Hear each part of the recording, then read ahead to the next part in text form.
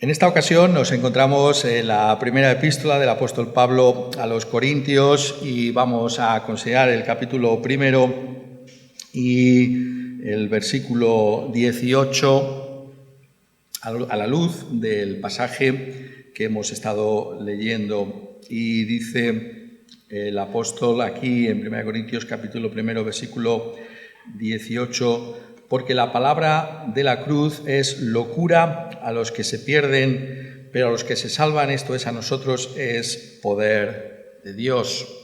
Me gustaría llamar vuestra atención en esta mañana particularmente sobre esta afirmación al comienzo del versículo que hace el apóstol: la palabra de la cruz, la palabra de la cruz.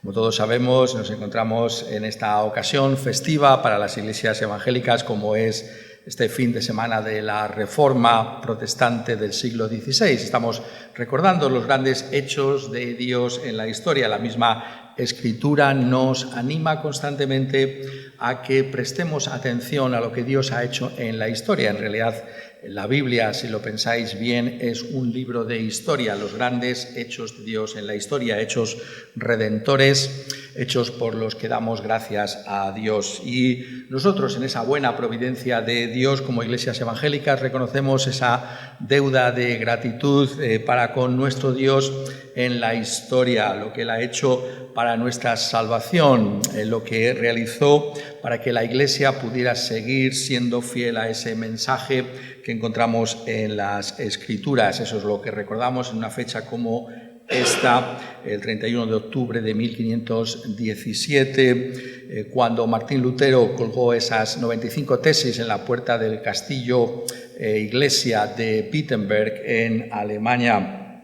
Y ese es un acontecimiento con el que podemos fechar la Reforma y por eso estamos celebrándolo en una fecha como esta. Pero hay otros momentos importantes en esa Reforma, particularmente en aquellos primeros años tan preciosos como se desarrolla el conocimiento que tiene Martín Lutero de las Escrituras y cómo expresa lo que realmente significó esa reforma. Y uno de esos momentos es la Dieta de Heidelberg en 1520, una ocasión extraordinaria por lo que Lutero va a enseñar, pero también por la conversión de un personaje que no es tan conocido en la Reforma como es Martín Bucero, y sin embargo está detrás de la construcción de lo que después llamaríamos la Iglesia de Inglaterra. Y Martín Bucero se convierte escuchando a Lutero predicar en esa ocasión, en esa Dieta de Heidelberg, en ese coloquio de Heidelberg. Y lo que hace Lutero en esa ocasión es explicar lo siguiente. Es una frase suya que me gustaría leeros y que es importante para nosotros. Dijo Lutero allí en la disputa de Heidelberg, en este coloquio que tuvo lugar allí: la verdadera teología y el conocimiento de Dios están en Cristo crucificado. Nadie llega al Padre sino por mí, dijo Jesús, y también añadió el Señor: yo soy la puerta. Mientras un hombre no conozca a Cristo, no conoce a Dios escondido en los sufrimientos. Y como parte de su exposición, Lutero hizo mención a este versículo que tenemos delante de nosotros, 1 Corintios capítulo 1, versículo 18, que me gustaría poder explicar a lo largo de este día. En estos momentos vamos a ver la primera parte de este versículo y esta tarde espero explicar la segunda parte del versículo, de tal manera que podamos entender lo que llamaba Lutero la teología de la cruz, es decir, el conocimiento de Dios que está en la cruz de nuestro Señor Jesucristo. ¿Quieres tú conocer a Dios? La Biblia dice que el lugar donde se le conoce es en la cruz. Ese es el lugar al que Dios nos llama a todos a conocer a nuestro Señor Jesucristo. Y me gustaría que pudiéramos pensar en ello también a la luz de lo que hemos llamado los solas de la Reforma, que es una manera muy pedagógica, ¿no? Muy didáctica de aprender lo que fue la Reforma. Animamos a todos a que estos 5 solas los podáis conocer, los podáis entender, los podáis memorizar. Y aquí, en este versículo 18 y en la exposición que voy a hacer del mismo a la luz de todo el pasaje, pues podemos ver también esos 5 solas de la Reforma. Pero como estamos en una exposición bíblica, me gustaría que pudiéramos centrarnos en lo que dice el mismo texto, aunque hayamos hecho esta introducción histórica al mismo. Y lo primero que quisiera que pudierais apreciar es que dice aquí el apóstol la palabra de la cruz. El acento, en primer lugar, está puesto en la palabra de la cruz. La palabra. Es de la cruz, pero primero vamos a ver la palabra. La palabra de la cruz, pero la palabra. ¿Qué quiere decir el apóstol Pablo cuando dice la palabra? Es una referencia a la Escritura, es decir, a la Biblia. Nos está diciendo que la cruz solo puede ser entendida a la luz del testimonio que nos trae Dios en su propia palabra. Es decir, lo que llamamos la Biblia es una revelación que Dios hace de sí mismo. Y estamos diciendo que es en Cristo crucificado. Pues muy bien, esto es algo que solamente lo conocemos por medio de la Biblia. ¿Cómo nos acercamos a Cristo crucificado? ¿Cómo sabemos acerca de Cristo crucificado? ¿Te lo has planteado alguna vez? Esto es por medio de la revelación de la Escritura. ¿Qué acceso, poniéndolo de otra manera, tenemos tú o yo a la cruz? ¿Cómo sabemos de esa cruz? Sí, conocemos la centralidad, conocemos la salvación que hay en ella, pero ¿cómo llegamos a esa cruz?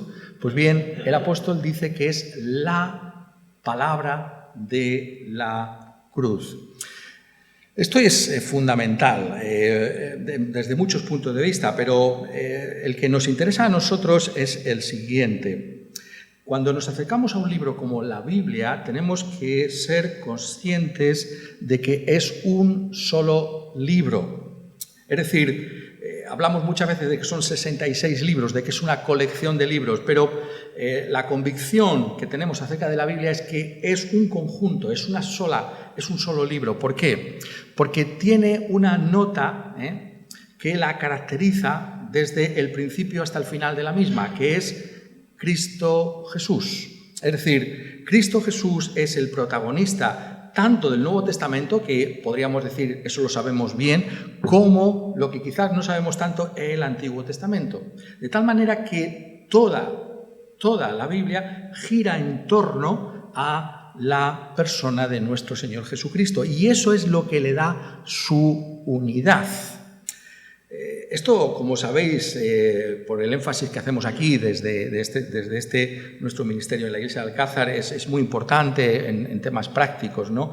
No hay predicación cristiana, auténticamente cristiana, si no se nos habla de Cristo Jesús. Todo tiene que estar centrado, todo tiene que llevarnos a la persona de Cristo Jesús. Y esto es el criterio de enseñanza que nos ha introducido el mismo Señor Jesucristo. Es muy interesante como el evangelista Lucas, que sabéis que fue compañero del apóstol Pablo, y que por tanto cuando leemos el Evangelio de Lucas tenemos que pensar también en Pablo, en el apóstol Pablo, y en todo lo que implica el conocimiento excepcional que tiene el apóstol Pablo de quién era la persona del Señor Jesucristo y todo lo que significa el conocimiento de Dios que adquirimos en la persona del Señor Jesucristo, y es Lucas el que se hace eco de palabras que son fundamentales en el tema que nos ocupa ahora, la palabra. Y dice ese Cristo resucitado entre los muertos que se encontraba con sus discípulos en el camino a Emaús y les dijo, y comenzando desde Moisés y siguiendo por todos los profetas, les declaraba en todas las Escrituras lo que de él decían.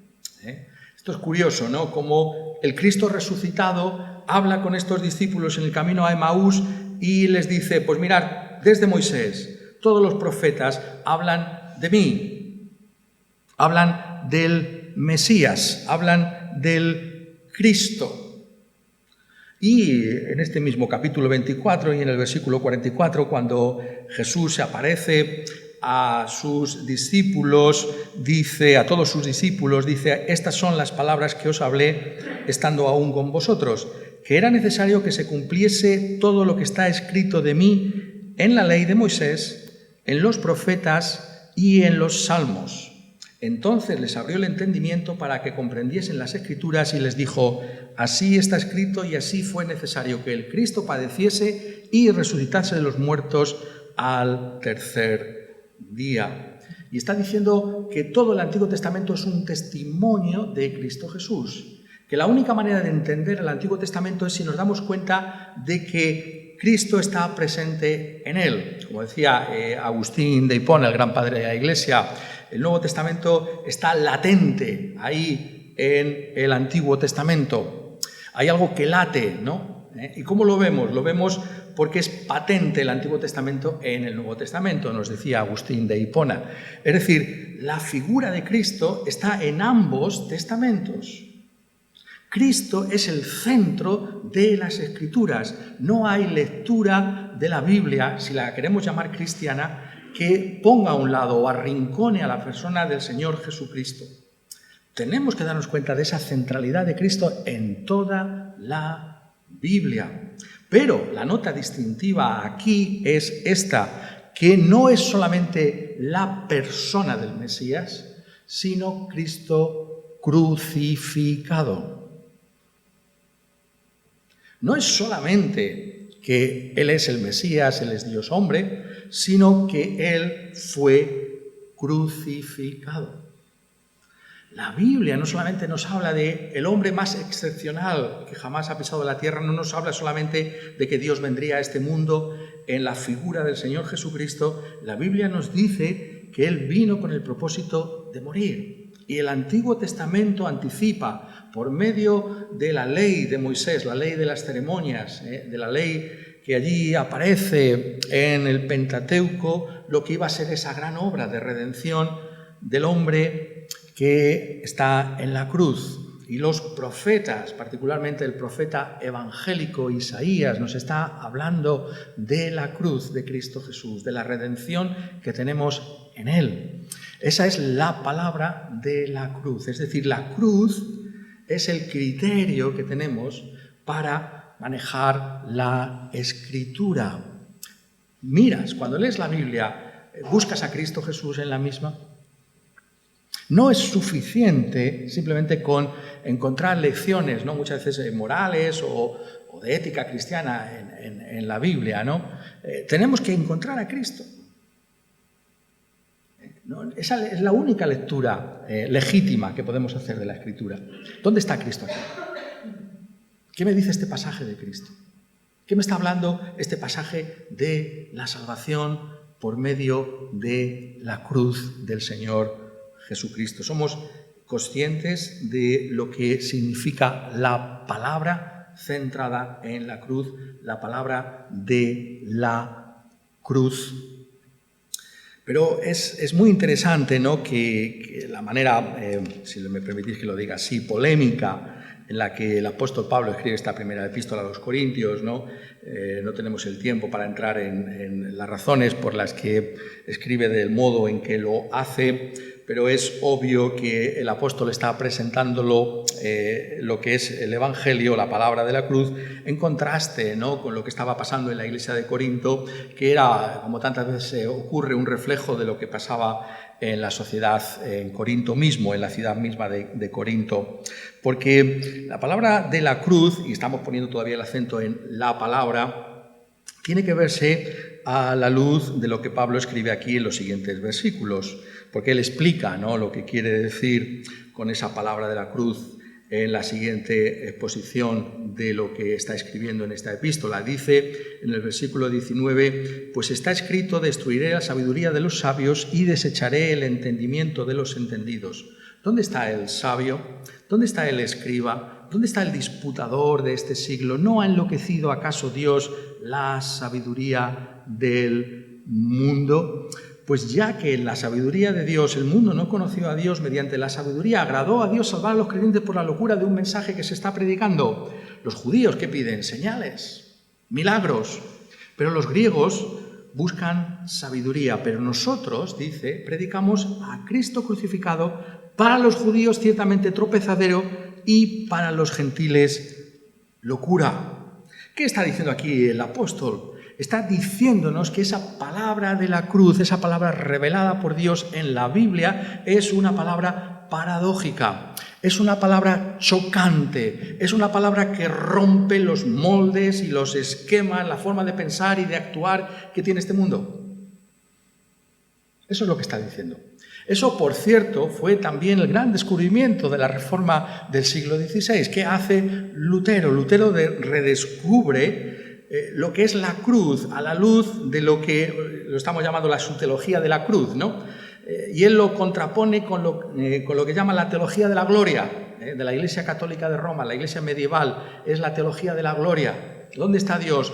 Pues Dios está en cosas gloriosas, en manifestaciones de poder, en una sabiduría, ¿no?, que se combina con la sabiduría de este mundo y ha producido un edificio extraordinario. Ahí está la gloria. Pero no, dice Lutero, Dios está en una cruz, un lugar de desprecio, porque es un patíbulo, un lugar de sangre, de sudor, de lágrimas, un lugar de sufrimiento. Ahí es donde está Dios. Dios no está en el despliegue de grandes milagros que tantas y tantas veces tientan a las iglesias, ¿no? Aquí está Dios, fíjate los milagros, fíjate las cosas. No, Dios está en ese lugar de sufrimiento, colgado en ese patíbulo. Esto es una locura, dicen los griegos. ¿Cuál es la reacción del mundo pagano, intelectual y por tanto orgulloso y pagado de sí mismo cuando se predican estas cosas en Corinto y en Atenas? Por todo ese mundo griego, esto es una auténtica locura. Esto es una necedad. ¿Qué nos estáis diciendo?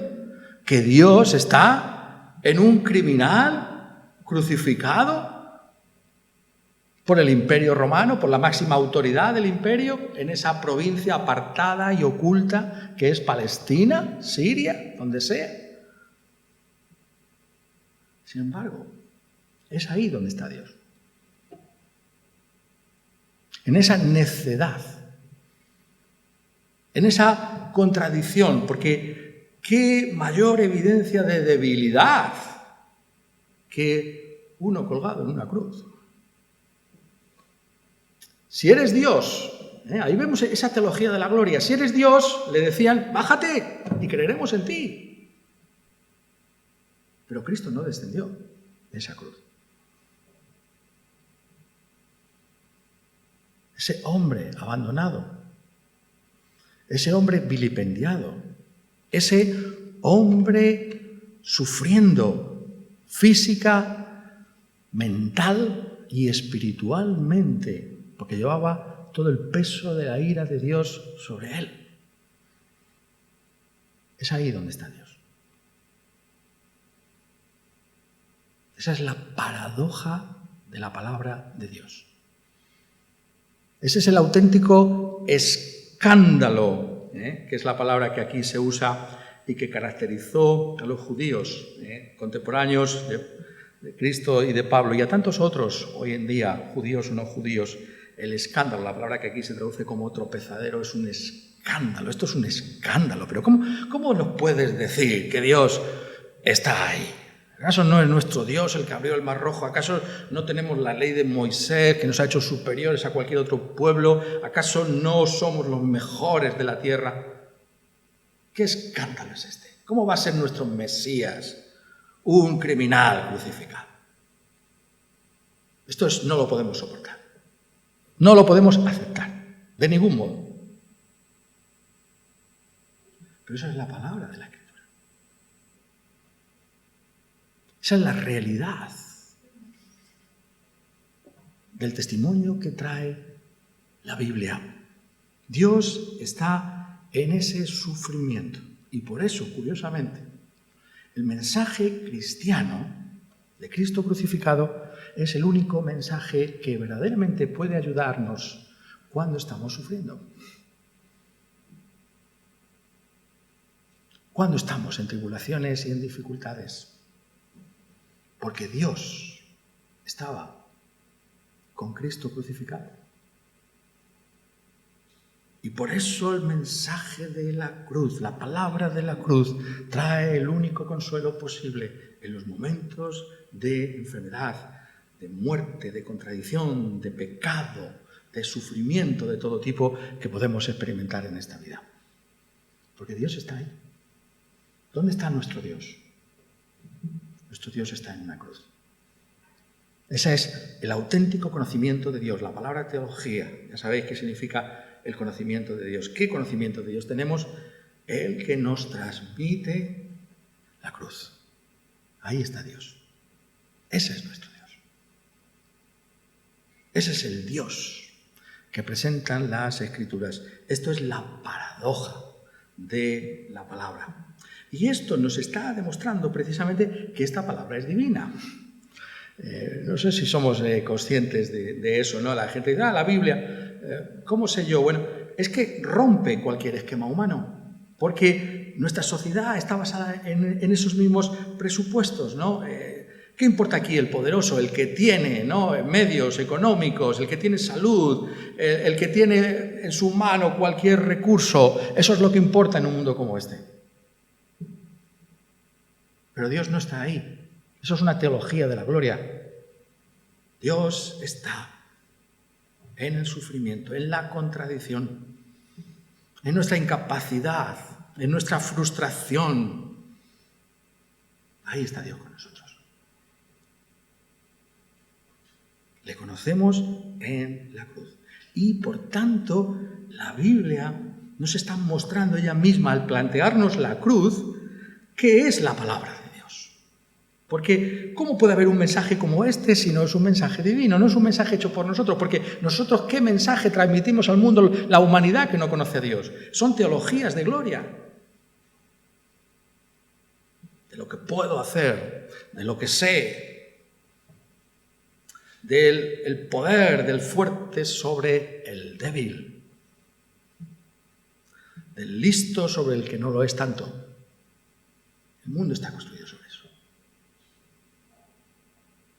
Pero la Biblia trae un mensaje que Dios quiso revelar su máxima gloria en una cruz. En su Hijo, Dios, hecho carne, pero sufriendo en la cruz como lo hizo hasta el punto de morir. Por eso, tenemos que recordar estas cosas. Cuando hablamos de la sola Escritura, esta es la sola Escritura, es la palabra de la cruz.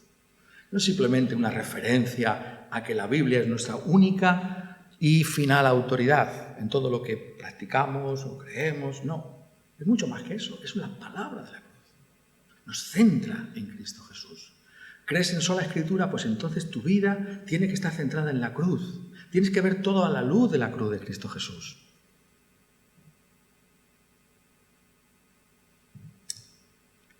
La palabra de la cruz. En segundo lugar, ponemos el acento ahora en de la cruz.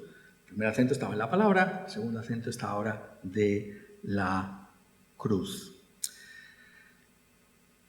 La Escritura nos está hablando de la cruz, pero ¿qué es exactamente lo que vemos en la cruz? ¿Qué es lo que acontece aquí en esta cruz? Hemos estado viendo ese escándalo, esa incomprensión del mensaje cristiano entre los judíos, tremendamente religiosos, pero que no conocen la cruz, y entre los griegos, paganos, pero que tampoco conocen la cruz. Para unos es un tropezadero, un escándalo, y para los gentiles es una locura. Pero dice el apóstol, más para los llamados, así judíos como griegos, Cristo, poder de Dios y sabiduría de Dios. La palabra de la cruz nos está indicando dónde se encuentra auténticamente el poder de Dios y la sabiduría de Dios.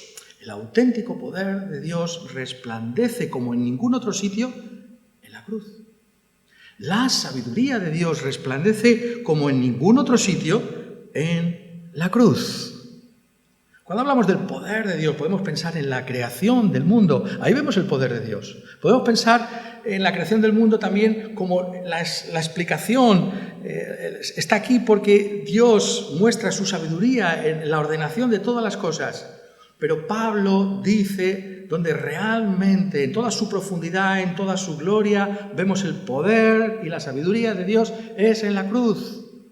En Cristo y este crucificado. Por eso dice, no he querido hacer otra cosa allí entre vosotros, recordar Corintios, sino predicar a Jesucristo y a este crucificado.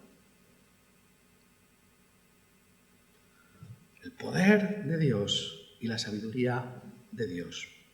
¿Qué consisten el poder y la sabiduría de Dios?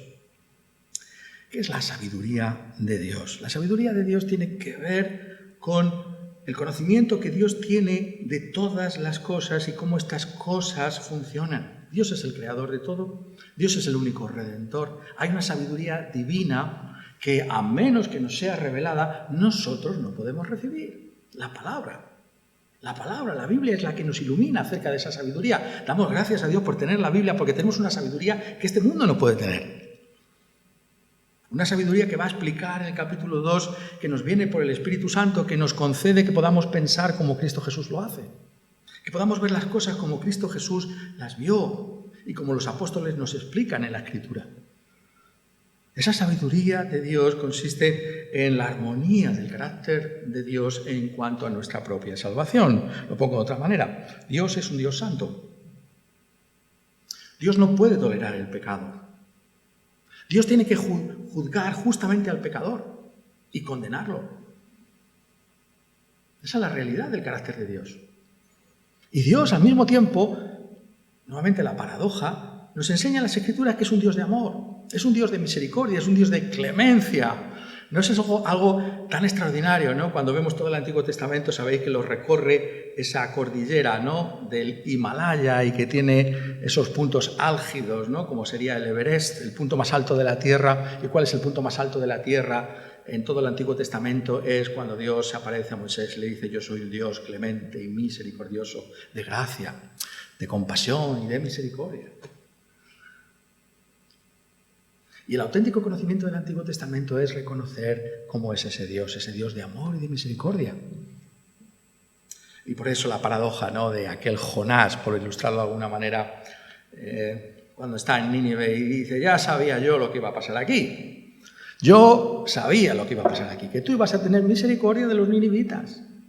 ¿Pero por qué? ¿Porque son más buenos que otros? ¿Eran malvados? ¿Eran crueles? ¿Eran sanguinarios? No, dice Jonás, porque tú eres un Dios de clemencia y de misericordia. Ya sabía yo lo que iba a pasar aquí. No me habéis invitado a predicarles para juzgarles. Ya sabía yo que la razón por la que me habían mandado es para mostrar tu infinita clemencia y misericordia. ¿Vemos así a la gente que nos rodea a la luz del carácter de Dios? Nuestro Dios es un Dios de misericordia y de gracia para con todos los pecadores. Dios santo y el Dios de amor. ¿Cómo podemos armonizar esa realidad? Solamente lo podemos hacer en cuanto a nuestra salvación, poniéndolo de esta manera, ¿no?, en términos que podamos hacerlo comprensible para todos y cada uno de nosotros. ¿Cómo podemos hacerlo? Lo hacemos en la cruz. En la cruz vemos, como en ningún otro sitio, el máximo despliegue de lo que significa la afirmación bíblica central de que Dios es santo. No escatimó ni a su propio Hijo. Eso es algo tremendo, si lo piensas. Mucha gente dice: no, es que yo podré defenderme delante del juicio de Dios. Yo no soy tan malo. No escatimó ni a su Hijo cuando su Hijo estaba llevando nuestro propio pecado como el sustituto de Dios. Ahí aparece la santidad de Dios. Pero al mismo tiempo, en la cruz vemos el amor de Dios. Porque de tal manera amó Dios al mundo que ha dado a su Hijo unigénito. ¿A qué? A una muerte y muerte de cruz, dice el apóstol Pablo también. En la cruz aparece el gran amor de Dios. Dios no se ha desentendido de nosotros. Dios quiere salvarnos y ha enviado a Cristo Jesús para hacerlo. La iglesia redimida por la sangre del Cordero inmolado en aquella cruz. ¿Qué hay detrás de esa obra de la cruz? Está el gran amor de Dios. Esa es la sabiduría de Dios. ¿Quién podía haber pensado en un plan como este? El plan de la cruz. Los ángeles, nos dice la Escritura, están admirados, adoran a Dios. Por eso la alabanza a Dios es admiración de Dios. Nos admiramos, tenemos que recuperar constantemente. Por eso una de las razones por las que estamos congregados es para admirarnos, para oír estas cosas y que nuestro corazón pueda conmoverse nuevamente por la cruz. La admiración de los ángeles, de esas mentes privilegiadas, los ángeles que no han caído y que están en la misma e inmediata presencia del Dios eterno. Contemplan admirados, sobrecogidos. ¿Y qué? A Cristo crucificado. La sabiduría de Dios. No hay otra como esa. Y el poder de Dios. El poder para salvarnos. El poder que se despliega en esa aparente y extraordinaria debilidad de la cruz. Y sin embargo, ahí estaba el gran poder de Dios para salvar. ¿Por qué? Porque lo que Cristo está haciendo en esa cruz es llevar sobre sí el castigo que nosotros merecíamos. Es lo que se conoce como la sustitución penal. El justo padeció en lugar de los injustos para llevarnos a Dios, dice el apóstol Pedro, o dice el apóstol Pablo, 2 de Corintios, capítulo 5, versículo 21, al que no conoció pecado, a Cristo, por nosotros lo hizo pecado, para que nosotros fuésemos hechos justicia de Dios en él. El bendito intercambio que decía Lutero. Nosotros le damos a Cristo nuestros andrajos, nuestros pecados, y Él nos da un manto de justicia maravilloso. ¿Qué le podemos dar nosotros a Cristo? Nada, solamente nuestro pecado, nuestra condenación, nuestra culpa, nuestra maldad. Y Él, ¿qué nos da? Nos da su justicia, nos da su salvación. Por eso dice en el versículo 30, mas por Él estáis vosotros en Cristo Jesús, el cual nos ha sido hecho por Dios. Esta es la sabiduría de Dios. Nos ha hecho a Cristo justificación, santificación y redención. Justificación significa que somos declarados justos delante de Él. Somos culpables, pero ahora somos declarados justos. ¿Por qué? Porque ha habido una sustitución penal. Porque Cristo ha padecido por nosotros. Y ninguna ley, la ley divina ciertamente así lo dice, no puede requerir 2 veces el pago por el mismo crimen. Cristo pagó en la cruz y tú ahora eres declarado justo por la fe en Él. Eso es la ley de Dios. Esa es la realidad. Somos justificados, somos declarados justos sobre la base de otro. No porque yo soy mejor que otro, no porque yo soy más sincero que otro, no, por lo que otro es por mí, lo que el otro ha hecho por mí en la cruz. Esa es la justificación. Y la santificación tiene que ver con una limpieza. Somos limpios, de una manera parcial aquí ahora, pero para siempre en la presencia del Señor. Somos llamados a la santidad, somos llamados a reflejar el carácter de Cristo, a imitar a Cristo, a ser santos como Dios es santo. Y esta realidad aparece en esa redención. Hemos sido comprados con precio. Hemos sido redimidos con la sangre del Cordero inmolado. Y ahora somos de Dios. No nos pertenecemos a nosotros mismos, somos de Él. Ahí está el poder de Dios en Cristo y este crucificado. Sola Escritura es la palabra de la cruz. Solo Cristo es también el Cristo crucificado, el Cristo en el que aparece esa sabiduría de Dios, el Cristo en el que aparece ese poder de Dios. Y por ello la Escritura nos llama a todos y cada uno de nosotros a que pongamos esa confianza y ese descanso en Cristo Jesús. ¿Quieres tú conocer a Dios? Solamente le puedes conocer en la cruz. El único conocimiento adecuado de Dios es el que pasa por el Calvario. Por eso, el tema que siempre tenemos es Jesucristo y este crucificado. Y eso por causa de nuestro estado de perdición, de negación, de lo que somos realmente bajo ese justo juicio de Dios, que es lo que nos va a permitir apreciar esa obra de Cristo Jesús en el Calvario. Porque como pecadores, ¿dónde podemos apoyarnos si no es en esa cruz? ¿Dónde vas a encontrar consuelo sino en Cristo y este crucificado? Ahí está la sabiduría de Dios. ¿Buscas sabiduría? No hay sabiduría más sublime y más alta que la que te proporciona la cruz del Señor Jesucristo. ¿Quieres conocer el poder de Dios?